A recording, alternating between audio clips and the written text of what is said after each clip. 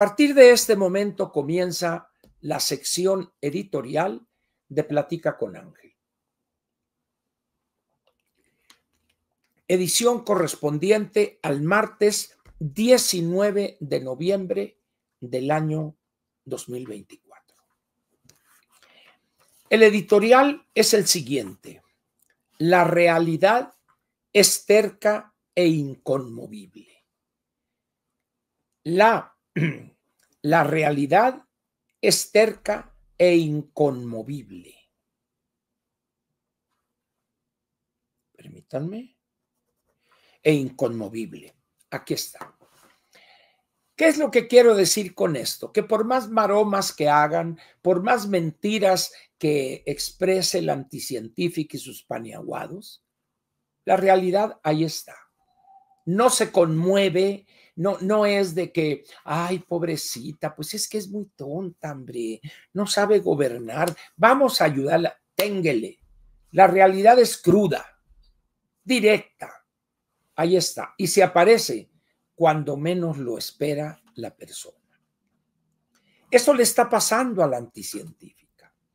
Cuando decide ir a Brasil a esta reunión del G20, pues ella pensaba que iba a ser su aparición, como dicen las crónicas cursis.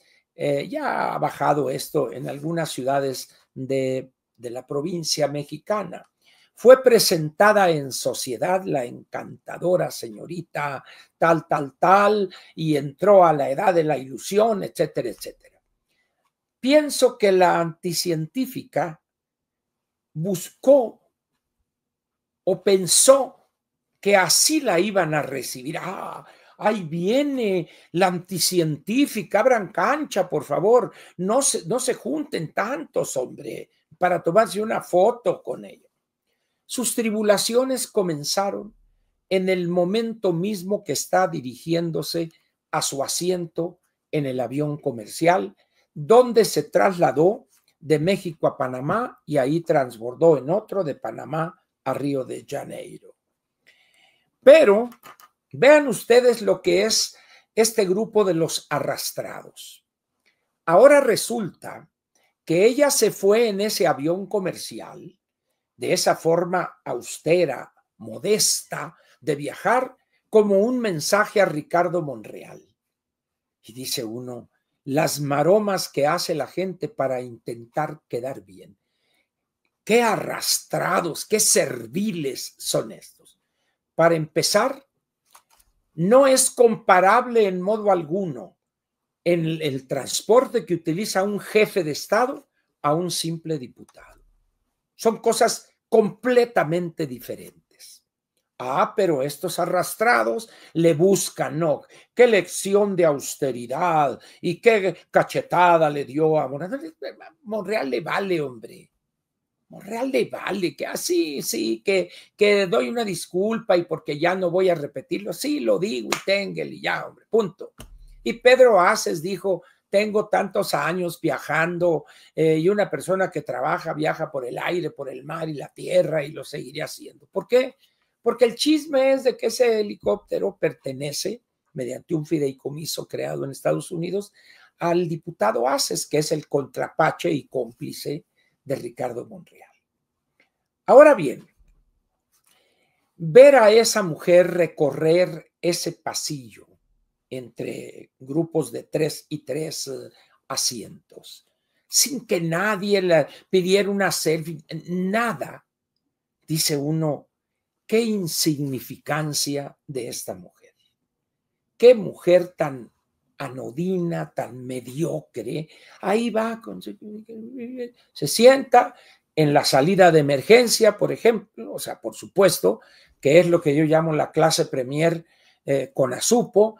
Ahí va en el asiento de ventanilla y con un libro leyendo ahí todo. Ay, doctora, no succione, por favor, hombre. Usted debería ir en el jet o del secretario de la Defensa o el de la Marina Armada de México con un grupo de sus asesores revisando los discursos que iba a pronunciar, etcétera. El programa además lleva conexión satelital, esos aviones se puede usted comunicar con el que sea, etcétera. Pero no, ahí va. Dice uno, qué forma tan hipócrita de querer mandar el mensaje de la austeridad. No, eso no es ser austeridad, eso no es austeridad. Es copiar la estupidez de su amo, de su titiritero, de su ventrílocuo, porque no tiene la dignidad para decir, eso hacía él. Yo pienso diferente cómo conducir la gobernación. Y punto, y vámonos. Y ya, se acaba el tema. No, pero ¿cómo? Y se pasa allá hablando, es que el programa de López Obrador y es que, como dicen, y esto, primero los pobres, allá, dice uno. ¿Acaso piensa que Xi Jinping no tiene un aparato de espionaje, de recabar inteligencia aquí en México para saber la neta del planeta? ¿O Macron? ¿O el presidente Biden? Dice uno, por favor, señora, no subestime a esos jefes de Estado.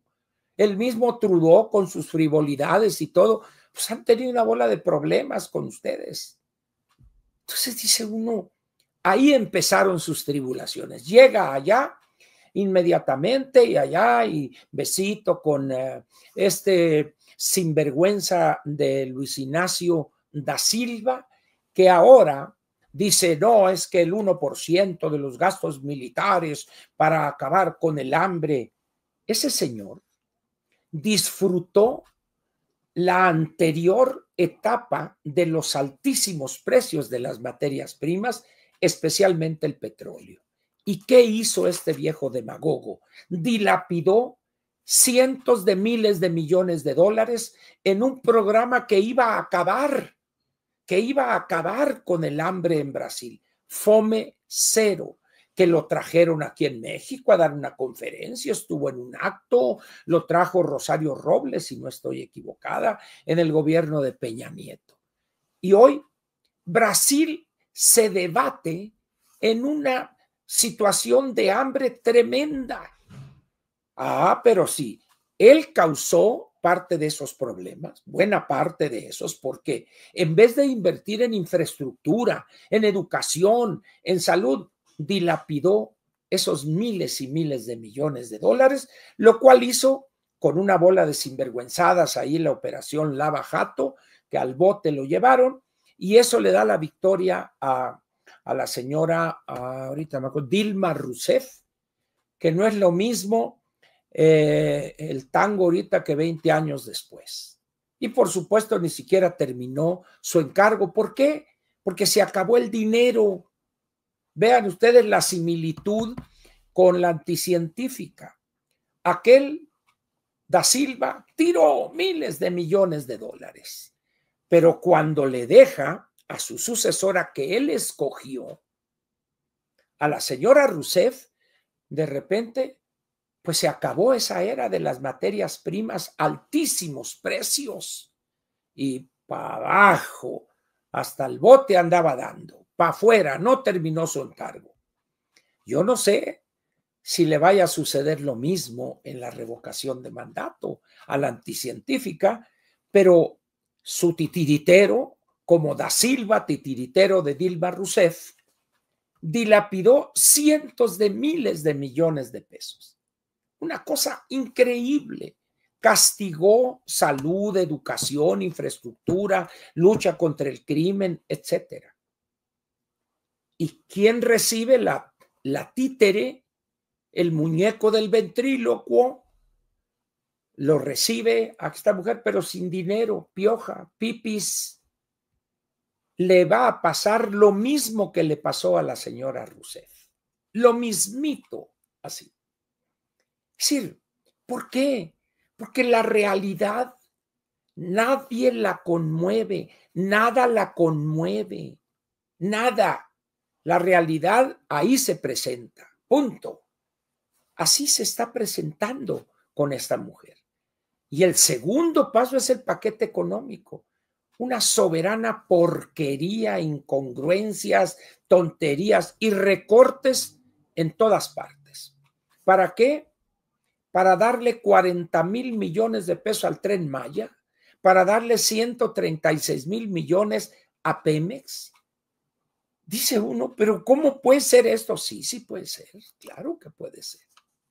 Entonces, cuando uno revisa la tabla de los recortes, prácticamente todos los programas sufrieron recortes. ¿Para qué esos recortes? Para destinarlo a obras, repito, el Tren Maya, porque ahora va a ser de carga, porque no hay pasajeros, para pagar las pérdidas que está teniendo el AIFA, ¿verdad? Y para ver si terminan la refinería Dos Bocas allá por el año 26, dice uno. Y luego sale el exquisito el de los bucles acá, que dice, el tren México-Querétaro, no sé a dónde, se va a entregar el 2028. ¿Se va a entregar qué? Dice uno, ¿realmente los mexicanos seremos tan brutos? ¿Seremos verdaderamente tan brutos, por no decir más feo, que tragamos como ruedas de molino esas mentiras? Y no, le dan por su lado para que caigan los 6,000 varos bimestrales, porque entre las pensiones contributivas, es decir, aquellos pensionados con la ley del 73 y con el caso del ISSSTE también, más las no contributivas, el programa del bienestar, esos dos rubros en el presupuesto dan 2 billones de pesos, nada más esos dos rubros. Y al paso que vamos, eso puede subir de aquí a 3, 4 años, quizá a los 3 billones de pesos. ¿De dónde va a salir el dinero cuando las proyecciones del crecimiento son casi recesivos? Esa es la realidad de este país. Y esta señora, en vez de tomar las cosas y decir, a ver, señores, vamos a aclarar aquí. Y en esas condiciones, lo único que salva a ese gobernante es decirle la verdad al ciudadano. Decirle la verdad al ciudadano. Hacer un corredero de una bola de lacayos inútiles al servicio de López Obrador. Buscar que un conjunto de gobernadores aliados con el narco al bote o desaparecer los poderes en esos estados y empezar a gobernar con base en la realidad, no en las mentiras, no en las ilusiones, no en los sueños. Ahora bien, tenemos aquí estas cosas. Vamos a ver. Vamos a ir tratando de dar elementos claves del paquete económico y de la realidad. Muy bien. El paquete económico dice que vamos a captar mucho dinero, pero parece que la realidad contradice esos sueños de opio del delicadito y de la anticientífica y de los otros que están ahí. ¿Por qué? Porque al no haber crecimiento, evidentemente no habrá captación de recursos o se reducirá. Al no crecer la economía, se genera un menor número de empleos formales y por lo tanto baja el consumo. Al bajar el consumo, evidentemente se requieren menos trabajadores, menos empleados y eso genera un círculo vicioso. Al no tener recursos, ingresos, la gente busca créditos, etcétera, y eso hace que los intereses suban. Y eso da por resultado que la inflación se mantenga o se incremente. Pero también ya tenemos ligados las tres cosas. El Producto Interno Bruto va a crecer mucho menos que lo que plantea Hacienda. 1.1, 1.0, 1.2 el año 25. Eso va a reducir los ingresos, por lo tanto, está en la ley de ingresos una solicitud de endeudamiento de 1.5 billones de pesos. Pero también va a caer el empleo. Simplemente, de enero a octubre, el año pasado, el 23, se crearon alrededor de 630,000 empleos formales. Hoy, 2024, entre enero y el 31 de octubre son 360,000 empleos. Prácticamente la mitad. Por eso yo no entiendo a la gente cómo va al Buen Fin y la pantalla y la madre. Señores, ¿qué no ven la realidad de lo que vamos a enfrentar el año 2025? En fin, esa es la realidad. Y esa no va a intentar conmover, no te preocupes, Claudia, mira, es que esas son locuras ahí, hombre, de Ángel, que se basa en lo que dijeron los del CIEP, pues no les haga caso, ya conoces a Verdugo, ese pelón, ya ves cómo exagera las cosas, ¿no? Tú síguele como vas y tú vas a vencer a la realidad. ¿En serio, realidad? Claro, mijita, tú vas a vencer a la realidad. Toma, campeón. Muy bien. ¿Y qué es lo que evidencia la señora anticientífica? Miren, ese sector de la izquierda lo conozco muy bien por razones evidentes que les he contado, qué es lo que hice cuando fui estudiante y luego más, etcétera. Los conozco perfectamente. Estos, los dirigentes del CEU, la anticientífica, etcétera, los que dirigieron ese movimiento por las cuotas, en contra de las cuotas, etcétera, etcétera, esas personas llegaron tarde a la historia. No vivieron los años 60, donde estaba lo bueno, donde todavía estaba Genaro, Lucio, estaba reciente el asalto al cuartel de Madera, Vietnam en ascenso, Cuba, la tricontinental, etcétera. Eran unos niños. La hija del 68, el 68 tenía 6 años apenas.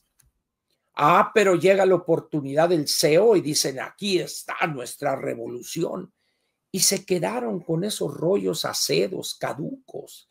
Y los que están peor son los que están en la Secretaría de Educación, este joven, el Marx Arriaga, un Concheiro, y esos que creen que están haciendo la revolución cultural desde un escritorio de la Secretaría de Educación Pública. Siento decirles que llegaron muy tarde. Llegaron muy tarde. Aquella idea de la revolución y la justicia, señores, pasa hoy por la democracia y el voto y las elecciones. Llegaron tarde, cuánto lo siento, pero les queda todavía eso, ¿no? Y acá, y los que menos tienen, y el 1% de lo que gastan en las guerras. ¿Saben ustedes quién es el exportador de armamento, el número 3 en el mundo? O al menos el que más exporta a países jodidos, África, por ejemplo, Brasil. Qué hipocresía que Da Silva, no, y que el 1%, y todo a tu industria militar, ¿qué vas a hacer con ella, bonito? El que lo dude, entre a la página de Embraer. Embraer tiene una división de aviones comerciales de pasajeros, tiene otra de jets ejecutivos y tiene otra de aviones militares. Aviones de entrenamiento, aviones de transporte de tropas, etcétera. Y tiene también en otra empresa fabricación de tanquetas, de armas blindadas, de pistolas, de armas, etcétera. Ese es Brasil. Y que salga este viejo sinvergüenza, es que hay que acabar con el hambre en el mundo y esto. Dice uno, ¿cómo es posible que nadie se atreva a decirle a él? Qué buena presentación hizo el presidente Da Silva, le agradezco sus palabras, pero creo que podría él empezar con el ejemplo y cancelar la producción de armas que tiene en este país y que tiene inundados a varios países africanos, donde los dictadores, los tiranos de los países, el armamento que utilizan es comprado a las fábricas cuya posesión, cuya propiedad es del gobierno que usted encabeza. Qué interesante habría sido que alguien se descosiera y les dijera eso, ¿verdad? Sí, esa es la realidad y salen con esa babosada, que el 1%. Estamos a punto de ver una guerra total en Europa entre Rusia, apoyado por Corea del Norte, en contra de los principales países europeos y los Estados Unidos todavía, ¿verdad? Y acá hablando, no, que el 1% y que el hambre. Señores, los países que han vencido la marginación, la miseria y la pobreza, lo han hecho con base en una economía de mercado, en la libertad económica, en la libertad individual. Vean Estados Unidos, Canadá, el Reino Unido, Alemania, Francia, Italia, los países nórdicos, etcétera, etcétera.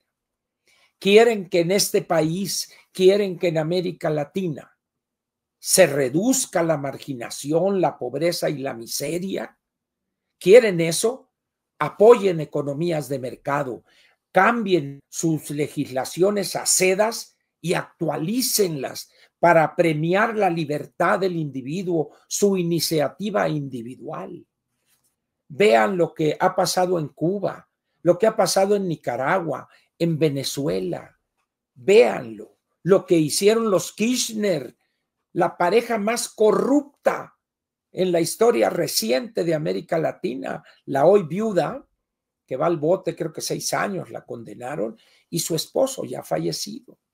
Es decir, señores, no hay que ir muy lejos para ver ahí. Ahora, ¿cuántos millones de norteamericanos, canadienses, suizos quieren irse a vivir a Venezuela, a Cuba, a Nicaragua? Digo, tomen ese parámetro. ¿Cómo es posible que millones de africanos cruzan todo el planeta para llegar a vivir a los Estados Unidos? Es decir, señores, no hay que buscarle mucho, hombre. Por eso que Sembrando Vida y que los que menos tienen es pura demagogia eso. Vean ustedes cómo está México y va a presumir, pero ¿qué va a presumir?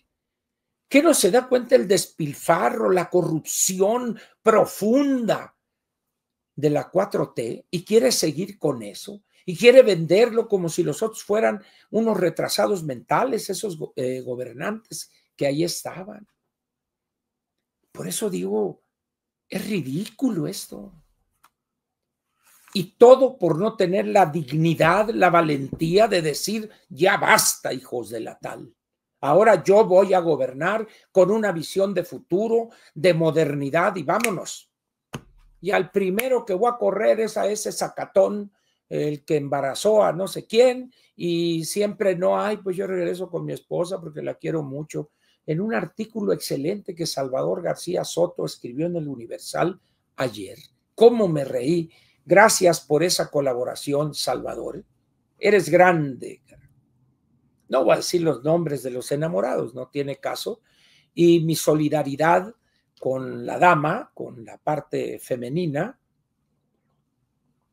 porque este personaje, alto funcionario, se portó como un cobarde, como un miserable cobarde, y está al frente del Seguro Social. No digo su nombre, ¿verdad? Pero está al frente del Seguro Social. Si tuviera tantita dignidad, ya habría renunciado y se hubiera ido a vivir a Burundi, al Alto Volta, el cínico, sinvergüenza y cobarde. En fin, así es esto, pues. Ahora bien, ¿qué es lo que pasa con estos jóvenes? Miren, donde quiera se cuecen habas, dice el refrán. Y les voy a dar a ustedes 2 ejemplos de loquitos que yo no sé qué es lo que busquen, políticos ambos, pero qué es lo que buscan a sabiendas de que lo que están planteando es algo irrealizable. Y esto que digo y que voy a decir es válido también para los ingenuos que piensan que eso podría ser viable de concretarse.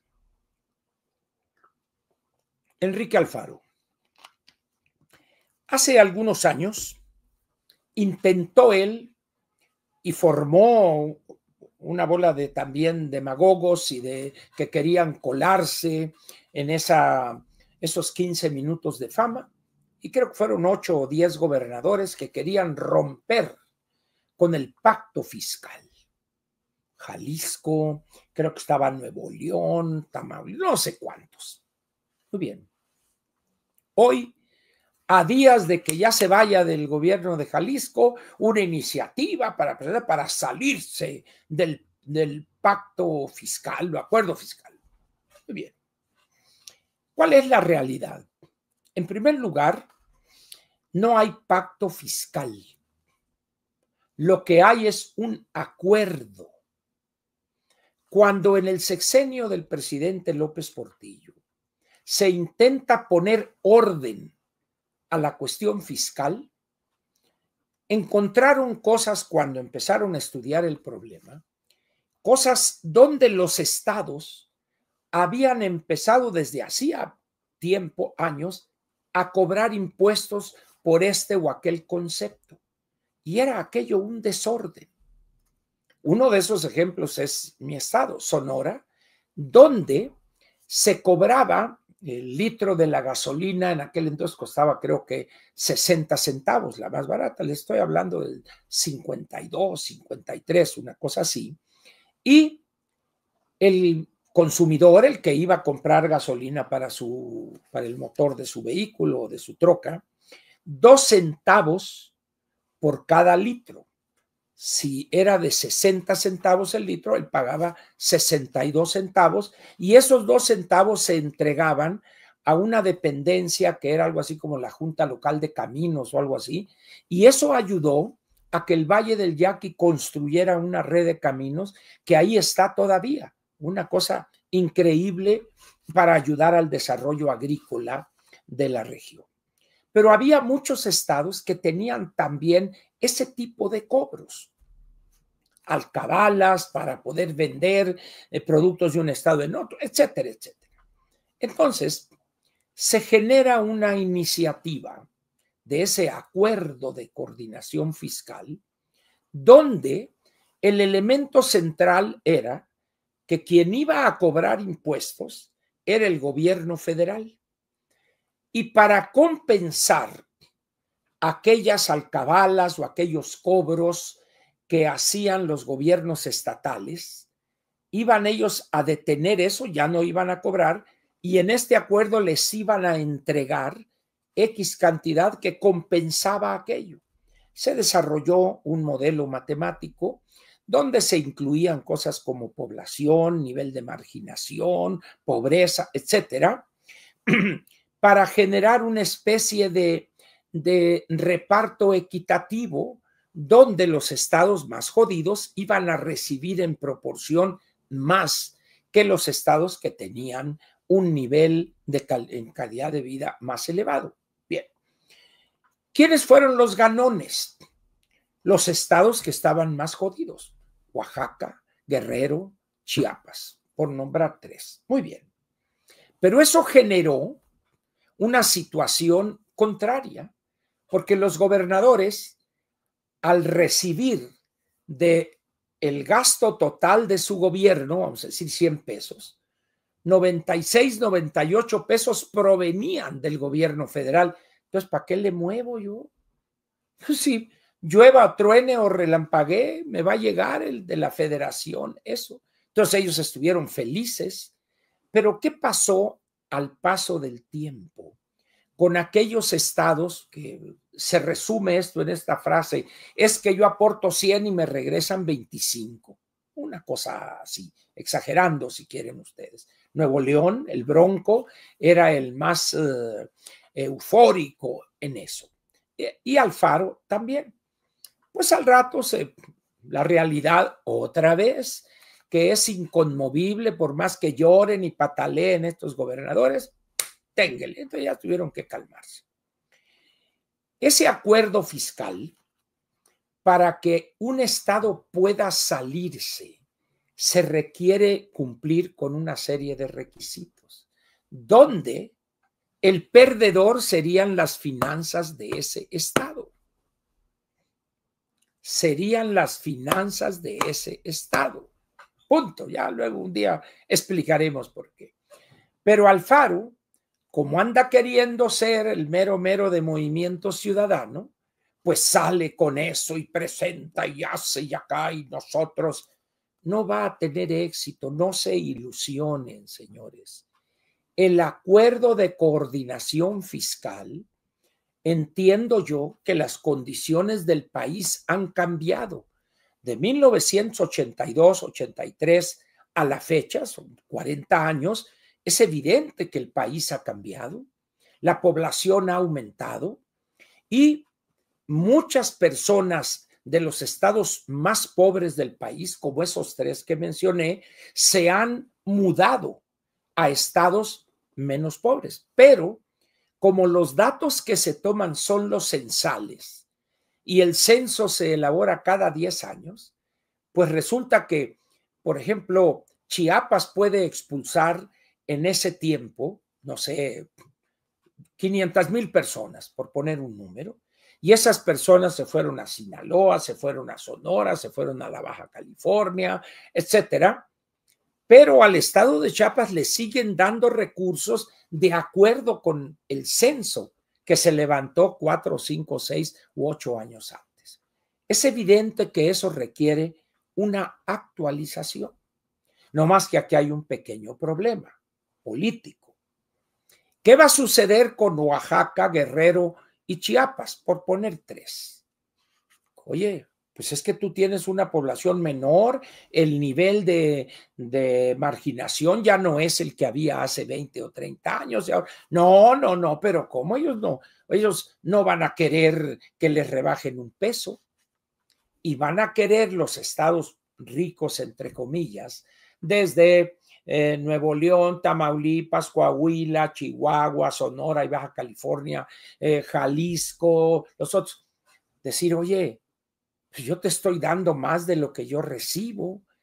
Si las cosas se ven de esa manera tan mecánica, no vamos a llegar a ningún arreglo. ¿Qué ha hecho el gobierno federal? Se hace tonto y ahí se va, ¿no? Como diciendo, el que venga adelante, que patee en el bote. Pero hoy hay un problema. El gobierno es morenista, la Cámara de Diputados es de Morena, la Cámara de Senadores es de Morena. Entonces, van los de Morena a entrar en un conflicto político con gobernadores de Morena, porque Chiapas gobierna Morena, porque Guerrero gobierna Morena, porque Michoacán gobierna Morena, porque Oaxaca gobierna Morena. Entonces, olvídense de eso, no va a pasar nada, no les van a hacer caso, pero ya Alfaro ya tuvo sus 15 minutos de gloria. Eso es reflejo de esa política rastacuera y chafa que hacemos en México. Simple y sencillamente. Si ustedes invitan a que les dé una plática este señor Alfaro y va a plantear lugares comunes, es que Jalisco manda 100 millones de pesos allá y nos regresan 15 o 20 y eso no es justo, etcétera. Puros lugares comunes, pero no va al fondo de las cosas, que es el problema de una república federal, donde hay políticas que tienden a buscar disminuir los desequilibrios regionales. Pero bueno, allá se arreglan ellos. Pero ese es el primer ejemplo que quiero dar de los dos, de la demagogia de la casi totalidad de los integrantes de la clase política. Ahora vamos al otro ejemplo. Este es más reciente. Un conductor, creo que es de Canal 40 posiblemente, o de algunos dos canales, conductor, o no sé si está en Radio Fórmula, creo que en Radio Fórmula, o en X, pues. Entrevista, entre otros personajes, a la ingeniera Xóchitl Gálvez Ruiz. Muy bien. Donde manifiesta urbi et orbi al planeta entero que tiene las intenciones de formar un nuevo partido político. Y dice en la entrevista con él, pero aquí deben de estar personas, algo así, decentes, entregadas a esto y el otro, pues quiere decir que entonces nadie va a llegar ahí. Eso de quererle exigir al ser humano una pureza equivalente casi a la santidad, estamos mal. Un partido político se integra por seres humanos y tienen defectos y son pecadores promedio, como diría Felipe Calderón. Entonces, empezar por exigirles una moralidad que, pues, bueno, ¿para qué digo, verdad? Pero, como dijo Gonzalo N. Santos, el Alazán Tostado, en política, la moral es un árbol que da moras y sirve para una chingada. Esa es la frase completa. Entonces empieza y hace su anuncio, pero además hace el anuncio en un programa de un canal que muy poco se ve en la Ciudad de México. Cuando, si hubiere alguien ahí a su alrededor, a ver, ingeniero, vamos a planear una gira, vamos a manejar regiones, 4 estados, vamos a rentar o vamos a comprar un camioncito o algo y nos vamos a ir a recorrer esos caminos de Dios para explicarle a los ciudadanos, pero no hablar para la clase política que ya está en un partido bien atrincherados.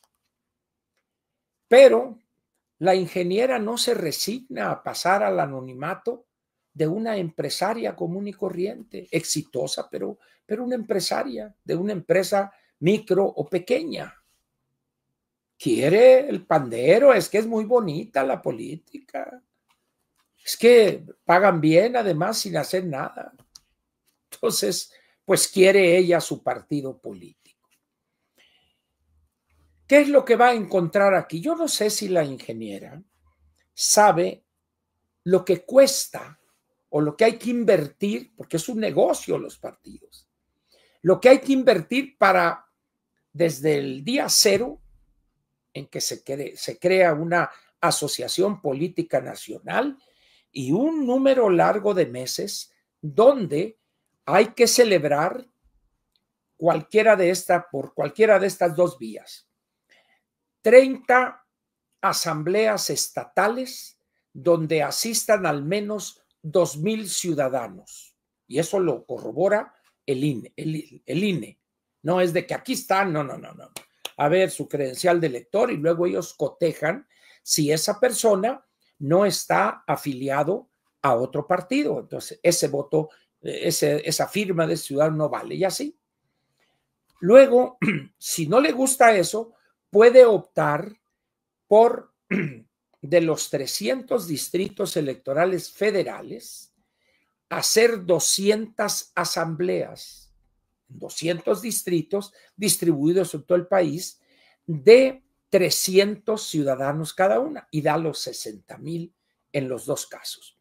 Y luego viene un número que está dado como porcentaje de la lista nominal o del padrón electoral para completar quizá en las condiciones actuales 270, 280,000 o quizá 300,000 ciudadanos que le dan la firma y que no son a su vez militantes de partidos ya establecidos.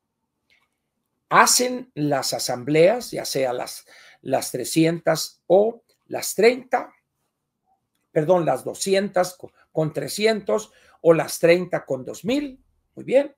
Y luego tienen que celebrar una asamblea nacional, tienen que entregarle al INE un conjunto de documentos, estatutos, declaración de principios, etcétera, etcétera. Y entonces el INE toma todo eso. Lo analiza, ven las actas de la asamblea y si cumplen con los requisitos establecidos en la ley, en ese momento le conceden el registro condicionado. ¿A qué? A que en la elección del 27 participen primero solos, sin aliarse con otro partido. Y segundo, obtener mínimo el 3% de la votación federal válida, que es de diputados federales. Si cumplen esos dos requisitos, en ese momento obtienen su registro y ya participarán en el 2030, en la alianza, si quieren, etcétera, etcétera. Ahora bien, ¿cuál es el monto que tiene que invertir el grupo promotor del nuevo partido desde el día cero hasta que les entregan de encontrar el INE elementos suficientes, válidos para entregarles el registro condicional? ¿Les gusta que hable de 400 a 450 millones de pesos? Posiblemente me quede corto, ¿verdad? Pero vamos a ponerle 400 millones de pesos. ¿Quién los va a poner esos 400 millones de pesos? ¿La ingeniera? Bueno, pues ella sabrá si de su bolsa, o tiene un grupo de empresarios simpatizantes que le darían esa cantidad de dinero, la arriesgarían porque no estaría garantizado el que obtendrían el registro. En estos momentos hay pánico, no miedo entre los empresarios. Cuando se sabe que tienen pensado apoyar a fulano grupo y acá por acá o a tal o cual crítico, invitarlo a dar una conferencia, y ustedes piensan que estarían dispuestos a ponerle a la suerte de la ingeniera Xóchitl Gálvez Ruiz 400 millones de pesos para formar un nuevo partido. Y para decir las cosas otra vez, yo fabricaba gelatinas, yo vendía tamales, me quisieron violar allá en Iztapalapa, que vivía en una casucha de lámina, y luego aquel, etcétera, etcétera. O sea, eso es lo que va a proponer. Porque han de saber ustedes que, analizadas las políticas o los planteamientos de la ingeniera durante su campaña, eran puras ideas de pasado, no disruptivas, no modernas. ¿Por qué? Porque su mentalidad es esa. Ahora bien, ya dijo ella, yo quiero. Muy bien. ¿Quiénes más podrían ser? Bueno, ha habido varios intentos de Ulises Ruiz y un grupo de priistas o de expriistas a su alrededor. Quién sabe si se le conceda. ¿Quién más tendríamos ahí? No sé si la señora Zavala estaría dispuesta a lanzarse otra vez para la creación de un nuevo partido. México Libre se llamó aquel, que parece que hubo mano negra ahí. No lo sé. Lo que sí pienso es que las personas que no saben retirarse a tiempo no entienden que lo único que van a hacer es el ridículo. Lamento yo que la ingeniera esté planteando comenzar el proceso, para crear un nuevo partido. La ingeniera ya tuvo su intento, tuvo su oportunidad. Punto. Ya. Ingeniera, con todo respeto, en todo caso, si quiere usted seguir bateándole en el erario, busque ser candidata a diputada en Hidalgo o aquí mismo en la delegación Miguel Hidalgo, pero si usted piensa que algo le sea al asunto, no se meta en ese proyecto que la va a acabar de derrotar a usted, y el poco prestigio que le queda lo va a tirar por la borda. En serio se lo digo. Las condiciones en el país requieren a alguien con una visión de futuro, no con sensiblerías y argumentos lacrimógenos como es el contenido de sus propuestas. Se requiere personajes de un tipo diferente, pues, a usted. Pero si usted quiere lanzarse, pues, bienvenida, órale. Ya apareció otra vez con Carlos Alarraqui, en compañía ahí de esta señora que formaban el trío en el Senado, que era la señora Kenia, que está ahí con usted en el programa con Alarraqui, está usted, y la tercera era mi paisana, la Lili Telles, y que las recuerdan en el Senado como escandalosas, como que buscaban el reflector. Bueno, pues ya se juntaron dos. No sé si en un determinado momento mi paisana, la Lili, pues también regresaría a formar el trío. No creo, ella está ya en otro nivel, en otra posición, ¿verdad? Pero empieza mal, señora. Empieza mal, señora ingeniera.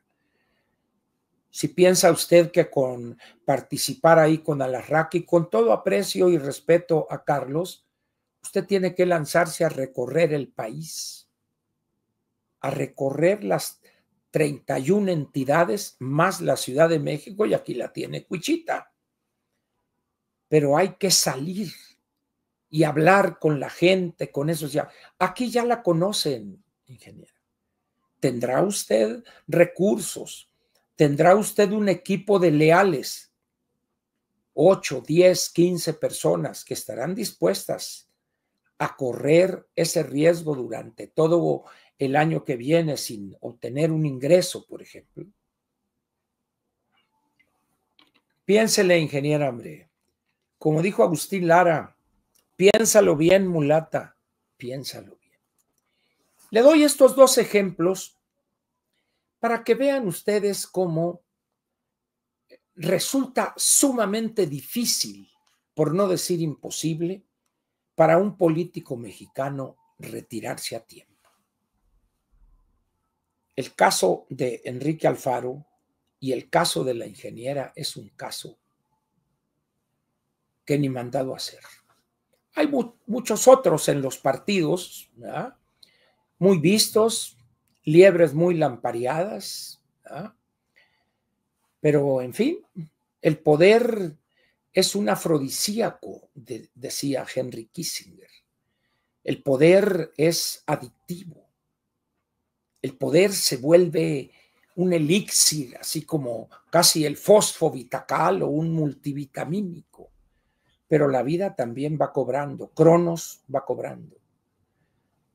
En este país, casi el 50% de los electores tienen menos de 40 años. Menos de 40 años. Los mayores de 65 vienen siendo ahorita como el 10-12%, los de 60 años. Pero los jóvenes, ahí está, pero son jóvenes educados, con un número de años interesante de educación, que rechazan la política y a los partidos y a los políticos. ¿Piensa usted, ingeniera, que usted los va a convencer? No, créame, se lo digo con toda franqueza. Usted no tiene nada que ofrecerles a esos 46, 48 millones de electores o ciudadanos entre los 18 y los 39 años. Pero si usted quiere perder el tiempo e intentarlo, está en todo su derecho de hacerlo. Usted tiene la palabra, pues, pero algo le entiendo a eso y se lo digo con toda franqueza. Y los otros que estén dispuestos también a entrarle, pues al menos por lo que yo he sabido, son puros políticos viejos, políticos ya muy venados también, muy lampareados. En el caso de la liebre no es liebres muy lampareadas, liebres muy correteadas y venados muy lampareados. Entonces, una persona que tiene hoy 60, 65 años o 70 y más, en principio ya nada tiene que ofrecerles en cuanto a visión moderna de futuro a casi el 70-75% del electorado. ¿Por qué? Porque se formaron en otra época, con otras prácticas, con otros modos de hacer política. Y en la casi totalidad de esos casos, Estamos hablando de personas ya que resolvieron su situación económica hasta la quinta generación a su paso por el poder público. El que entendió, entendió. Con esto, ¿qué les quiero decir? Que la anticientífica está, como diría un buen amigo mío que domina el lenguaje, está mingiendo fuera del orificio. No tiene ni el empaque para ser una lideresa de primera, de fuerza. No tiene el físico mismo. Sus modos de hacer política la descalifican, pero lo que le falta es esa fuerza, esa dignidad y esa valentía para romper el cordón umbilical con ese estafador y ese cacique pueblerino que es Andrés Manuel López Obrador. Y con él correr a una cantidad tremenda de personas que tiene usted incrustadas en la estructura del sector público. Si usted no se atreve a correrlos, a sacarlos, ese será problema de usted, pero el país lo va a padecer. Por otra parte, pues, para terminar con este enojoso asunto de los partidos, tengo la impresión de que muchos se están equivocando con la realidad política que hay entre los 100 millones de electores y están haciendo cuentas alegres. Hay un grupo ahí, creo que es el grupo cercano a la Iglesia La Luz del Mundo. Estos que son amigos de Martí Batres, este señor Nazón, ¿cómo se llama? Que está preso allá por paidófilo, allá en California, por aprovecharse de niñitas, jovencitas, etcétera. Ellos desde hace meses formaron su asociación política nacional. Entonces ellos están listos, ellos van por un partido que sería eminentemente religioso, ¿verdad? Cosa que también no creo que les vaya a ir muy bien, pero bueno, pues estarán en la pelea ellos, ¿no? Muy bien, las cosas, como dije en la mañanera hoy, no se haga ilusiones, las cosas se van a poner muy, muy mal, muy mal. Si usted no quiere tomar en cuenta mis puntos de vista, respeto su posición. No más que mañana o pasado, cuando las cosas efectivamente se compliquen, no diga usted que no sabía o no podía saberse o nadie le dijo a tiempo. Por eso se lo digo hoy.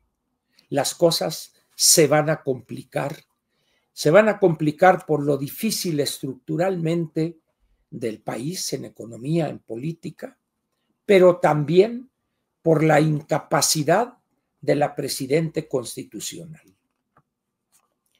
No todo el mundo se le da la cosa política. Ella hizo una tesis fundacional en materia de energía, evaluar la eficiencia en las hornillas de tierra y el uso de leña. Ese es un salto cuántico en el uso de la energía. De ahí en fuera, un doctorado que pues no se sabe bien a bien qué hizo, que si plagió allá uno de la India, pero como bien dice alguien, y tenemos muchos ejemplos en los ambientes mediáticos, que un doctorado no quita lo tarugo.